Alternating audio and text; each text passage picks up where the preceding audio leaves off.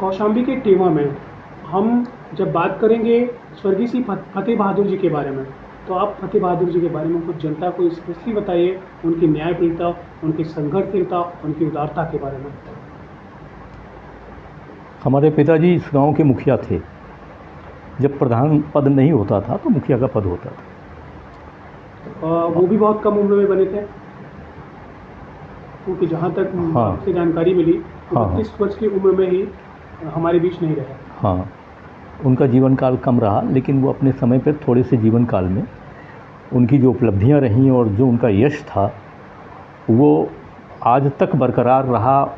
लोगों की ज़बान पे उनका नाम चढ़ा और बहुत जनता के बीच से उनकी तमाम चीज़ें हमको सुनने को मिली। तो उनमें से वो बड़े न्यायप्रिय थे और शारीरिक शक्ति में बहुत मजबूत थे। एक घोड़ा उनका था अपना जिस पे वो चलते थे, और घोड़े की ख्याति भी वो इतनी दूर दूर तक की थी कि बेजोड़ था वो घोड़ा। लोग देखने आते थे, जो बहुत अच्छे घोड़े रखते थे उससे जो कंपटीशन की बात आती तो देख कर उनकी हिम्मत छूट जाती थी कि इस घोड़े से हमारा घोड़े मुकाबला नहीं कर पाएंगे। उस समय हम लोगों के परिवार में बाबा जी जो थे वो ज़मींदारी थी, लेकिन वो स्वयं में 700 बीघे ज़मीन पे उनके हल चलते थे जिसकी देखभाल होती थी। हमारे पिताजी 3 भाई थे, जिसमें सबसे बड़े भाई खेती के काम के लिए बाबा जी ने नियुक्त किया था। दूसरे श्री चंद्रपाल सिंह जी, उनको कानूनी की पढ़ाई लॉ वगैरह करवा करके उनको आगे बढ़ाया। और हमारे पिताजी को उस समय पर ये किया था कि वो एक ताकत के रूप में अगर हो तो वहाँ पर इसकी भी ज़रूरत उस ज़माने में होती थी, न्यायप्रियता के रूप में। तो वो मुखिया बने। मुखिया बन करके उनका जो जीवन था राजाओं की तरीके से था। बहुत सारे लोग उनके साथ होते थे और उनका जो एक उन्होंने गांव के बाहर की प्रतिभाओं को उन्होंने शरण भी दिया था, ऐसा बहुत शरण दिया था। हमारे यहाँ से हमारे एक दादाजी तो और थे जिन्होंने संगीत के बारे में एक ग्वालियर से बुला करके और यहाँ लोगों को बताया। तो एक परिवार जो है पूरा संगीत के मामले में बनारस तक ख्याति प्राप्त किया उन्होंने। उनका नाम भी बताएंगे? वो महादेव सिंह सितारिया जिनका नाम चलता है, और राजभान सिंह बनारस में, संजीव सिंह जो वहाँ प्रोफेसर रहे। तो महादेव सिंह सितारिया ने उनसे सितार सीखा था। जो ग्वालियर वाले थे वो हमारे दादाजी के यहाँ रहते थे। उसके बाद ये पूरा परिवार जो है, जो बलराम सिंह और उनके भाई घनश्याम सिंह प्रोफेसर बने, ये पूरा परिवार संगीत के बारे में बहुत ऊंचाई तक गया। आज भी वो परिवार में विदेशी लोग उनके शिष्य हैं, सब कुछ बहुत ख्याति है उनकी। वो हमारे दादाजी की देन थी। और कोई पहलवान वगैरह होते थे, उनके लिए राशन देना और उनको वो कराना, ये सब हमारे पिताजी का शौक़ था। मेरा ख्याल है, जहाँ तक मुझे जानकारी मिली है, वो 100 से अधिक पहलवानों को निःशुल्क राशन प्रदान करते थे। जी, वहाँ ये बड़े बड़े पहलवानों के ख़िलाफ़ उन्होंने लड़ाने के लिए पहलवानों को राशन देकर तैयार किया। और बड़े चर्चित मुकाबले उनके समय पे हुए, जिनकी चर्चा होती है कि सुखलाल पहलवान को इस तरीके से पराजित किया गया। लोगों की ज़बान पर है वो बहुत। ये सुखलाल पहलवान जी कहाँ के थे? ये सुखलाल यादव के न थे, कोई यहीं दूर के थे। वो कौशाम्बी के किसी क्षेत्र के थे, वो तो मुझे याद नहीं, लेकिन उनका नाम बहुत था कि वो कहीं पराजित नहीं होते और हर जगह। तो ये फिर यहाँ पर हमारे पिताजी ने उनकी कुश्ती कराई थी। छोटा सिंह पहलवान वहाँ के थे, अलीपुर जीता के, वो भी। तो वो कुश्ती बड़ी चर्चित हुई थी। आज तक पुराने लोग जो हैं उस कुश्ती की चर्चा करते हैं कि किस तरीके से वो कुश्ती हुई। उसमें छोटा सिंह ने उनको पराजित किया और बड़ा ही उसका सम्मान उनको मिला। तो इस तरह की तब उस समय वो होती थी। और हमारे पिताजी में एक खासियत थी कि कहीं कोई चोरी की घटना होती थी तो पता नहीं कैसे उनको आइडिया हो जाता था कि फला व्यक्ति ने किया हो, और उसको जब बुलाते थे तो वो सही निकलता था और चोरी खुलासा हो जाती थी। हमारी एक बाग थी, पिताजी के जितने लोग थे, ज़्यादातर संख्या में होते थे, तो वहीं पड़े रहते थे, वहीं खाने पीने की सबकी व्यवस्था वो करवाते थे और तमाम फैसले और तमाम चीज़ों की सुनवाई वहीं होती थी, क्षेत्र के लोग रहते थे। तो उस दौर में पिताजी का अपना जो है ये चलता था। और घोड़े के साथ हमारे यहाँ जानवरों की जो संख्या होती थी, पिताजी अपने पसंदीदा जानवर रखते थे, जिसमें बैलों को जो है गाड़ियों पे दौड़ाने के लिए बैल अलग से रहते थे उस ज़माने में। और वो बैल साधारण बैल नहीं थे, सांड की तरह थे। दोस्तों ये जानिए कि जबकि आप बात कर रहे हैं उस समय किसी भी तरह की मोटर गाड़ी और आज के किसी भी आधुनिक संसाधनों का उपयोग नहीं होता था। हमारे लिए आसपास में जो वाहन होते थे वो बैलगाड़ी या घोड़ा गाड़ी ही होती थी, जिसमें बैलगाड़ी बहुत ही प्रमुख रूप से प्रचलित थी। तो वो जो बैल होते थे वो उसमें उनसे काम नहीं लिया जाता था, लेकिन जब कोई स्पर्धा होती थी, जैसे बारात में लंबी बारातें आती थी और उधर से तमाम बैलगाड़ियाँ सब आती थी, तो दूसरे दिन 3-3 दिन की बारात होती थी, दूसरे दिन बैलगाड़ियों का एक आयोजन होता था दौड़ाने का। पिताजी उसके लिए सुरक्षित रखते थे और जब वो भागते थे तो उनका कोई मुकाबला नहीं होता था, हमेशा आगे वही होते थे उस खेल में, और खुद में बैठते थे और उनमें जो पीठ में हाथ रखते थे तो हवा में उड़ते थे। उसकी चर्चा बेजोड़, और वो कह देते थे पहले तुम लोग आगे निकल जाओ, उसके बाद वो बैठते थे। और हमारे उनके जो बैल थे, हमारे गांव की चर्चा होती है कि उस सांड यहाँ 2 बहुत बड़े थे और वो सांड, एक का नाम था मनमोहन, और वो हमारे बैलों से उनकी बड़ी वो था कि हाँ, जब आमने सामने पड़ते थे तो वो लड़ जाते थे, और जब वो लड़ते थे तो गांव के लोग इकट्ठे होते उनको अलग करने के लिए, तो खासा हंगामा होता था, ये आए दिन चलता था। तो इस तरीके के वो हमारे बैल थे। पिताजी अपने हाथ से उनको सब देखते भागते थे और उनके साथ ऐसे विचित्र और इतने ताकतवर लोग हमेशा रहे। एक जिक्र करना चाहूँगा, उनके साथ रहते थे एक चतुर्भुज सिंह, आँखों के अंधे थे।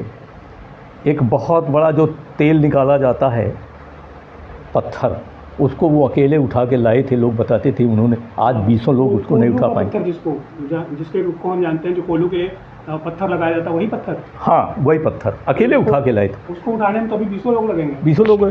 और मैं बताऊँ, उनके साथ 50 लोग जो वहाँ बाग में रहते थे, तो उनको स्नान कराने की जिम्मेदारी उनकी होती थी। तो वो सबसे बड़ी झोरी होती जो सिंचाई का काम करती थी, जिसको बैल खींचते थे। आज के इस परिवेश में आप सब नहीं जानते होंगे कि झोली का मतलब था एक ऐसा चमड़े का बर्तन नुमा यंत्र जो एक बार में एक टंकी के बराबर पानी निकालता था, जिसे 2 बैल खींच करके चलाते थे। वो चतुर भैया अकेले निकालने में सक्षम थे। उसको खींच करके, और जितने लोग थे सबको स्नान कराते थे। तो ये उनकी ऐसी उनकी ताकत थी। और हमारे पिताजी के बारे में एक हमसे लोगों ने बताया कि एक थे, तो उन्होंने बताया कि मैं बैठा हुआ था और हमारे पिताजी ने कहा कि आज ये बैलों को दौड़ा कर देखा जाए इनको। तो उसमें जब बैलों को दौड़ाया तो गांव के से लेकर के वो सड़क थी, तो उन्होंने बताया, एक जगन्नाथ सिंह जी थे हमसे, कि मैं बैठा हुआ था। मैंने कहा कि मुखिया साहब, इन बैलों को धीमा चलाओ, नहीं कोई आगे आ जाएगा चपेट में तो मर जाएगा। लेकिन उन्होंने बड़ी स्पीड से उनको हाथ पर रख दिया, बैल भागना शुरू किए। एक रास्ते में एक दरवाज़ा था जिसमें से एक महिला, वो अचानक दरवाजे से आकर सामने आ गई, और वो गाड़ी इतनी तेज़ थी कि रोकी नहीं जा सकती थी। उन्होंने कहा, मैंने तो आंख बंद कर लिया कि ये मर जाएगी। लेकिन पिताजी आगे बैठे हुए थे, एक हाथ में बैलों की बाग थी, एक हाथ उन्होंने आगे बढ़ाया और उसका एक हाथ जो है कंधे से दौड़ते हुए समय पे उन्होंने पकड़ा और उसको ऐसे एक हाथ से उठा लिया। गाड़ी भाग रही थी, उसी तरह से एक हाथ में उनके बैलों की रास थी और एक हाथ से वो उसको हवा में उठाए हुए थे। तो उन्होंने मुझसे बताया, प्रत्यक्षदर्शी थे, उन्होंने कहा कि मैंने धन्यवाद दिया कि ये इतनी ताकत अगर आपके अंदर नहीं होती तो ये तो ख़त्म हो जाती। ये सिर्फ ताकत का मैटर नहीं था, ये जो हमारे पूर्वजों की सोच थी, न्यायप्रियता थी, लोगों के प्रति जवाबदेही थी, हाँ। और उनकी जो रक्षा करने की प्रवृत्ति थी, वो रक्षा की प्रवृत्ति ने उनसे ऐसा करवाया। जी, तो उसका कुछ हानि नहीं होने पाई उनके लिए। और पिताजी ये भी करते थे कि जब गांव में किसी के यहाँ कोई बारात होती थी, छोटे से भी कोई, तो घोड़े लेकर के वहाँ ज़रूर जाते थे और पूछ लेते थे कि कोई चीज़ की ज़रूरत हो तो बताते थे। हर तरीके से उनकी मदद करते थे, जनता भी उनको बहुत मानती थी। ऐसे भी कई किस्से मैंने सुने हैं, जब उन्होंने दूसरे गांव के न्यायप्रियता के लिए दूसरे गांव के लोग बारातों को अपने यहाँ टिका करके, समझौते करा करके वापस विवाह करवाए, एक एक हफ्ते 10-10 दिन पूरी बारात को भोजन कराया। हाँ, वो तो हमारे बाबा जी का एक किस्से हैं इस तरीके से कि इस क्षेत्र में एक जगह बारात आई हुई थी और वो बारात वहाँ फतेहपुर से काफ़ी संख्या में लोग थे, तो वहाँ पर कोई बात बिगड़ गई, वो बारात वापस जाने लगी। पिताजी, हमारे बाबा जी ने कहा कि ये तो पूरे क्षेत्र का जो है सम्मान घट जाएगा इससे। उन्होंने कहा कि एक बात करते हैं कि जब तक ये फैसला ना हो जाए तब तक बारात वापस नहीं जाएगी। दानपुर यहाँ का है, वहीं का मसला था। फिर बाबा जी ने सारे बारातियों को अपने घर पे टिकाया, यहाँ पर आए, उनके बैलों की, उनके सारे लोगों की एक हफ्ते पूरा राशन वगैरह देकर उनको बनाए रखा। जब पंचायत में वो मसला हल हुआ तो यहीं से लौट करके बारात फिर गई और शादी होकर तब वापस गई। तो ये हमारे को हम इसलिए हाईलाइट कर रहे हैं कि हमारे समाज में जो ठाकुर परिवार के चरित्र को उजागर किया गया है फिल्मों के माध्यम से, वो एक नेगेटिव चरित्र के माध्यम से उजागर किया गया, जबकि ऐसे बहुत से पहलू हैं जहां पर हमारे ठाकुर साहब लोगों ने केवल और केवल न्यायप्रियता के लिए अपने आर्थिक संसाधनों को भी त्याग करने से कभी भी गुरेज नहीं किया और निःशुल्क रूप से दूसरे गांवों के लोगों की भी मदद की जिन्हें वो जानते नहीं थे। अब ये वक्त तो नहीं, लेकिन हम गांव के और लोगों को जो उनकी ज़बानी उन्होंने देखा है, सुना है, हम उनको भी उनसे कहलवाते बताते। तो इस तरह के किस्से हमारे पिताजी के गांव के लोग चर्चा करते रहते हैं और न्याय के लिए वो हमेशा खड़े हो जाते थे।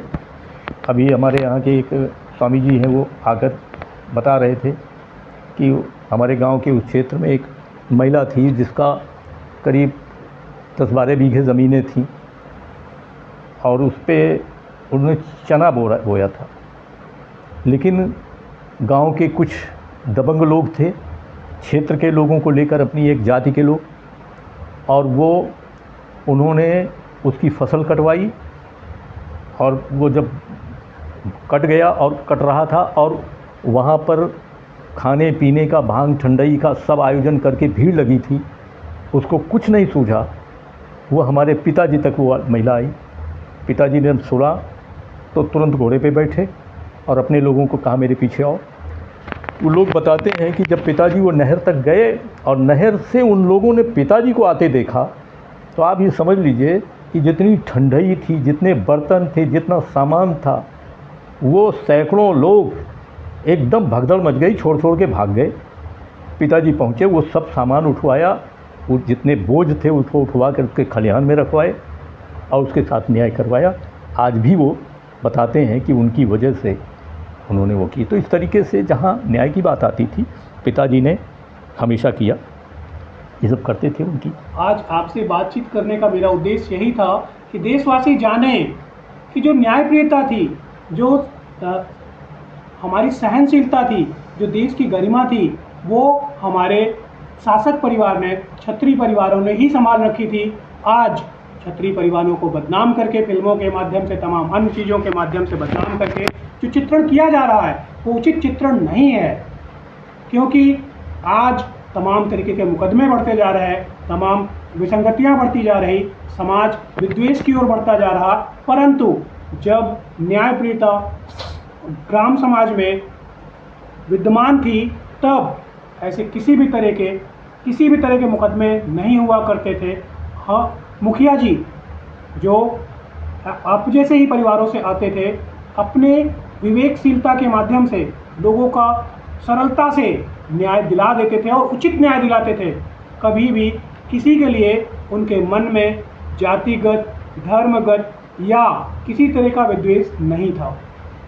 ये जो गलत चित्रण किया गया है, मैं दुनिया से कहना चाहता हूँ कि इस चित्रण को हटाया जाए और सही चित्रण दिखाया जाए कि जो भारत की आज की सिस्टम बिगड़ गई वो पहले कैसे लागू थी, किस तरीके से उसको मैनेज किया जाता था, कैसे न्याय दिया जाता था। न्याय देने का अधिकार ही क्षत्रियों के पास था। एक आध ऐसे उदाहरण दे करके जो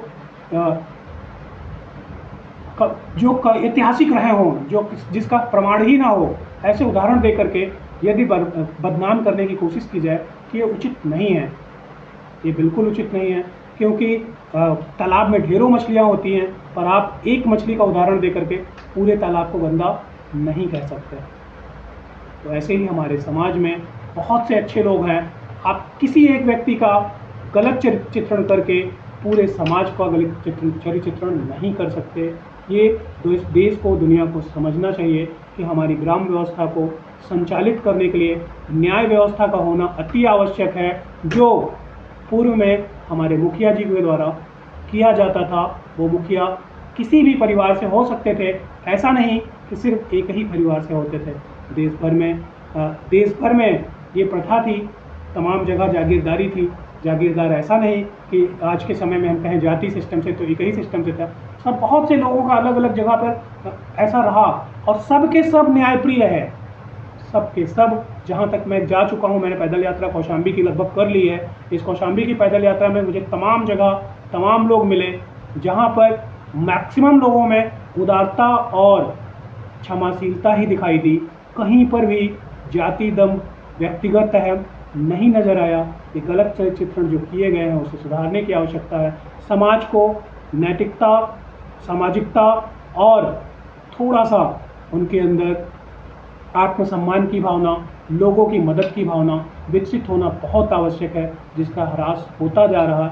तमाम जातिगत पार्टियां, जातिगत नेता ऐसे प्रयास कर रहे हैं जो देश को तोड़ने का कार्य कर रहा। हम चाहते हैं कि आपके माध्यम से लोगों तक ये संदेश जाए, हमारे माध्यम से लोगों तक ये संदेश जाए, मेरी पैदल यात्रा के माध्यम से ये संदेश जाए कि गलत धारणाओं को तोड़ें, आपस में जुड़ें, एक दूसरे की मदद करें और देश को आगे बढ़ाएं। मैं आपको एक और ये कहना चाहूँगा कि आज की जो वर्तमान पीढ़ी है वो नए स्वार्थी राजनीतिज्ञों के बहकावे में जो सोच बन गई, उन्हीं नौजवानों के जो बुजुर्ग थे, अगर वो मौजूद होते तो आप ये समझ लीजिए कि उनकी आस्था और उनका प्रेम वो इतना प्रबल था कि एक बार उनकी चाहे कितनी बड़ी हानि होती, लेकिन वो कभी अलगाव की बात नहीं सोच सकते थे, कभी नहीं कर सकते थे, कोई अलगाव नहीं। मैंने ये परिवर्तन अपने सामने मैंने देखा कि कितना मेरे समय पे जो लोग इस तरीके से थे, उन्हीं की औलादें आज नए नारों में बहकी हुई हैं, करती हैं और लोगों के साथ जुड़ जाते हैं।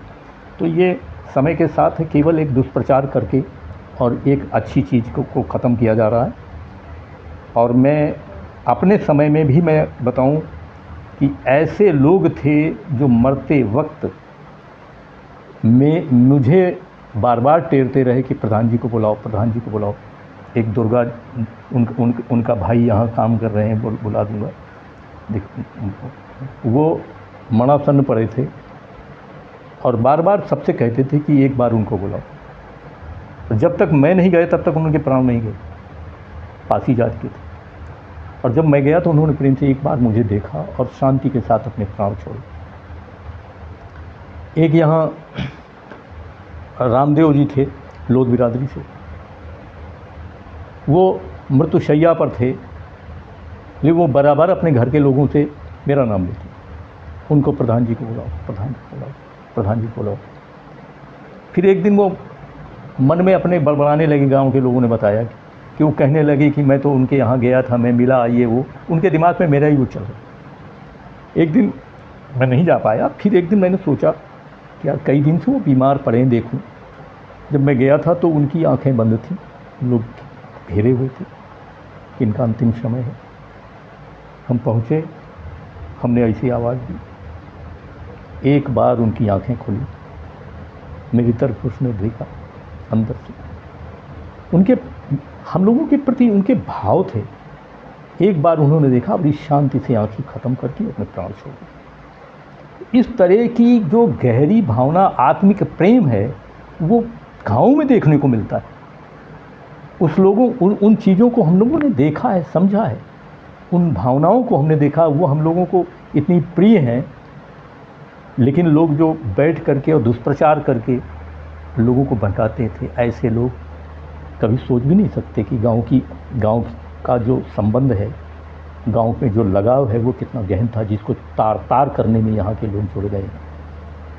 सारी चीज़ें अफसोस की चीज़ें, वो हमारी पूंजी है, उसको संरक्षित रखना चाहिए, भाईचारा बनाना चाहिए, बहुत गलत बात है। और ये चीज़ें, वो जो हमारी धरोहर है, ये सब चीज़ें कहीं ना कहीं।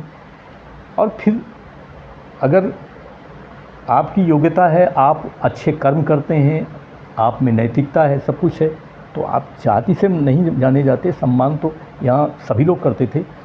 पुराने समय में हम लोगों के और पहले तो यहाँ तक होता था कि हमारे गांव की लड़की अगर किसी गांव के ब्याही होती थी, तो हमारे के बुजुर्ग ब्राह्मण जो कर्मनिष्ठ लोग होते थे उस गांव में जाते थे, कहते भैया हमारे यहाँ की बिटिया ब्याही, हम यहाँ का पाएंगे। ये भावना होती थी। वो दूर दूर तक सब ख़त्म होती चली गई, और जो कुछ बची उसको भी ख़त्म करने में लगे।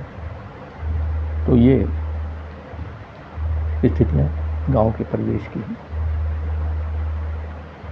तो आप आ गए तो ये सब स्मृतियाँ और सब चर्चा करने का अवसर मिला एक बार। नहीं, धीरे धीरे लोग सब नए परिवेश में आकर ये सारी चीज़ें भूलते चले जाते हैं, न कोई याद करता है, न कुछ करता है। मैं निकला ही इसीलिए हूँ कि मैं ये भारत का जो कल्चर बदलता जा रहा है, इसको कैसे भी शब्दों के माध्यम से बदल सकूँ जी, रोक सकूँ। पाश्चात्यकरण होता जा रहा है, इसको रोकने में कैसे भी शब्दों का नया फ्लेवर लेके आया हूँ कि उसको रोक सकूँ।